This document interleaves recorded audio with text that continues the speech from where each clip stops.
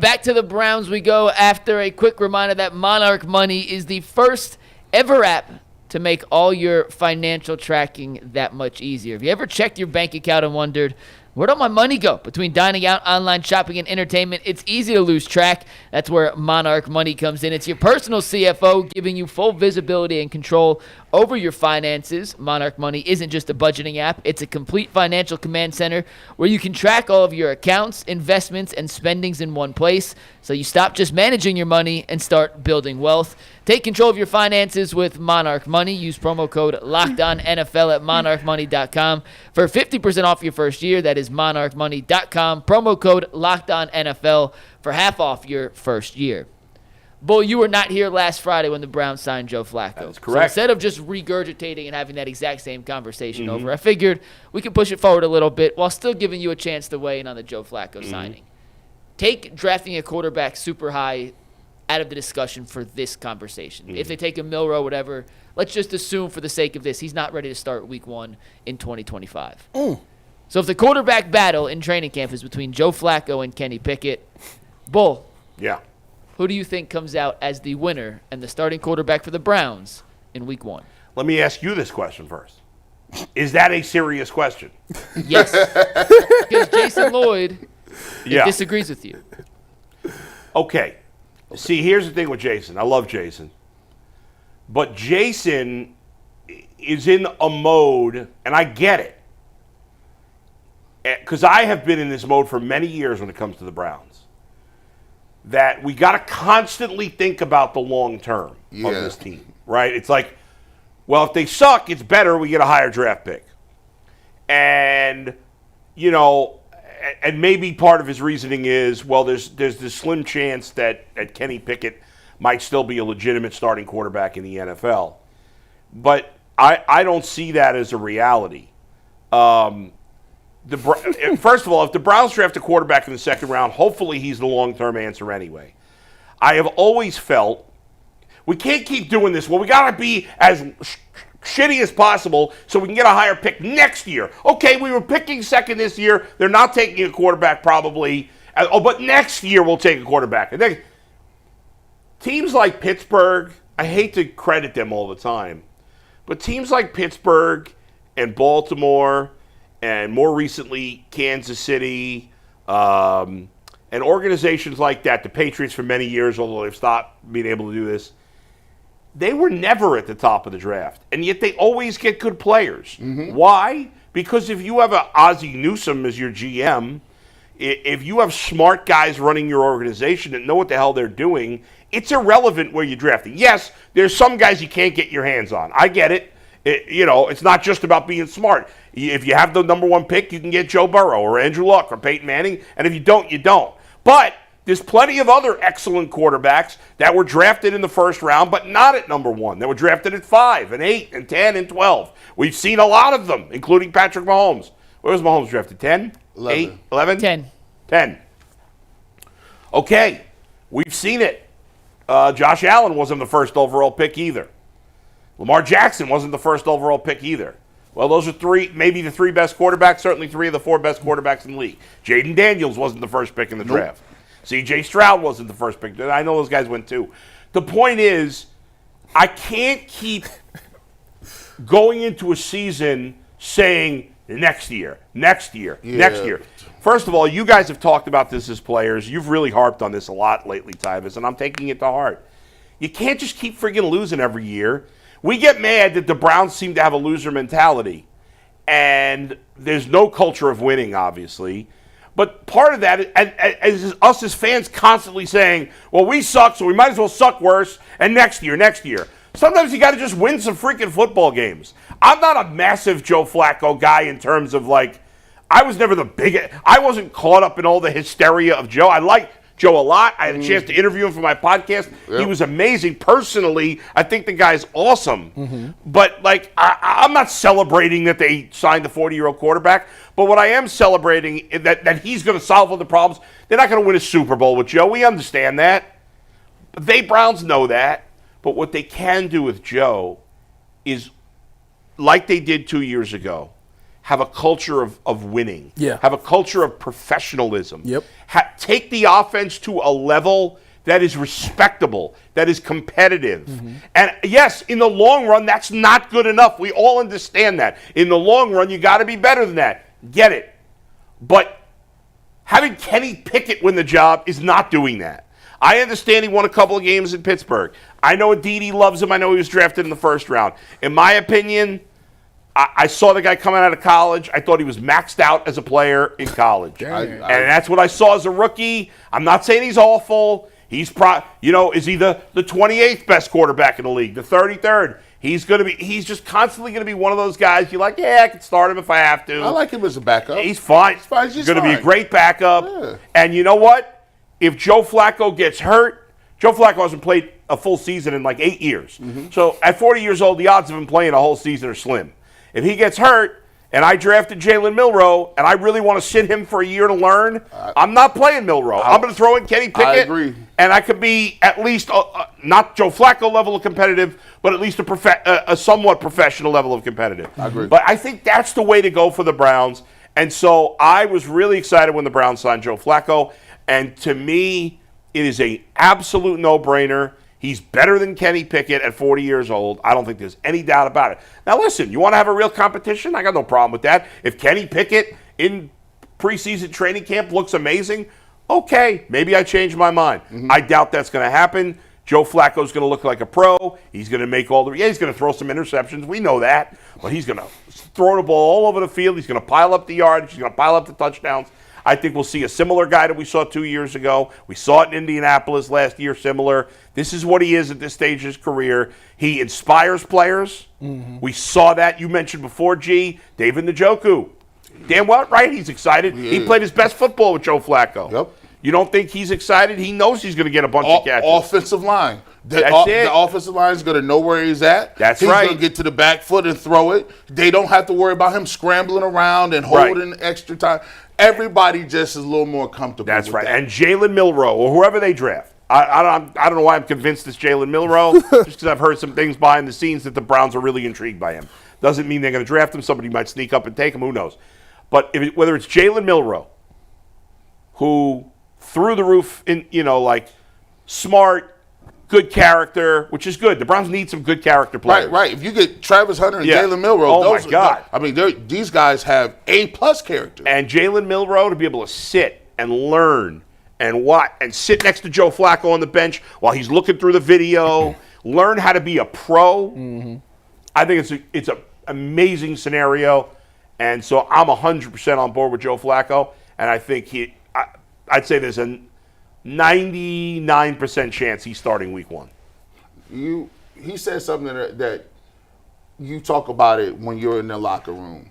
It had to be rough for them dudes because last year we, obviously we're 7 days a week pretty much on UCSS when the season starts. So I'm doing 2 Ultimate Brown episodes a week. We're doing the post-game shows. We're doing the pre-game shows. And I'm going to tell you what. Last year was one of the most miserable years I've ever had. There are times where this job is not work.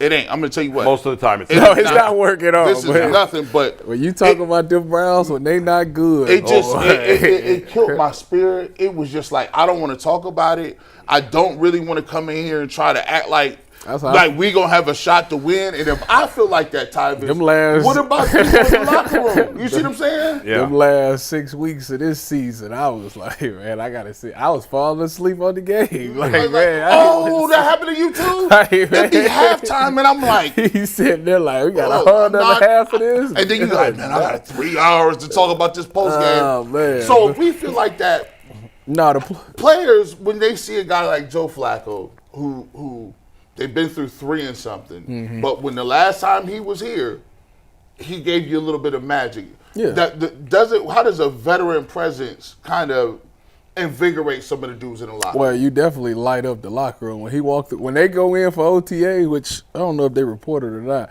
when they go in OTAs and Joe walk in that locker room, it's going to be like, he back! It's going to be one of those type of moments. And it's the prohibited favor. You know he going to start. There's no way. I don't think Kenny Pickett could win that job.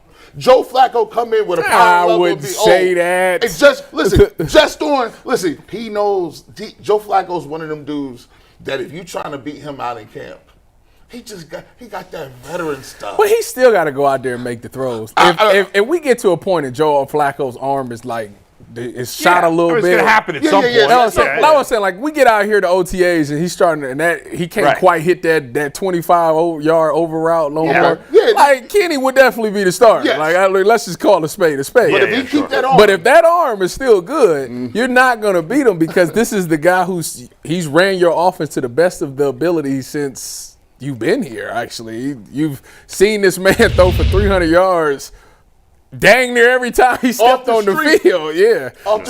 And then on top of that, he's got chemistry with David Njoku. I don't know if Judy wasn't here and Tillman wasn't here. So he would have to re-get that chemistry again. No, Tillman was here. Tillman was here? Yeah. Dang, he wasn't playing much.